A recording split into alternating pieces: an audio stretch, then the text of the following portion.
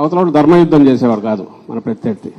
వాళ్ళకి తెలిసిన విద్య అడ్డంగా కొట్టడం, అది గమనిస్తున్నాను. అది ఈసీ కావచ్చు, ఇంకోటి కావచ్చు. దయచేసి ప్రతిదీ మా టార్గెట్ మనది ఇది అనే దృష్టిలో పెట్టుకొని దానికి తగినట్టు తెలుసుకోండి. అవతల వాడు ఏదన్నా తను అనుకున్నట్టు అడ్డంగా చేయకుండా అడ్డం కొట్టడం నాకు కావాలి, ఏమేమి ఉన్నాయో రూల్ పొజిషన్ దాన్ని చూసుకోవడం. మనది ఒకటి వాడు చల్లనోటుగా ఇది చేసే పరిస్థితి రాకుండా అడ్డం పడాలి. ఏమేం చేయొచ్చో దానికి మనకు కావాలి.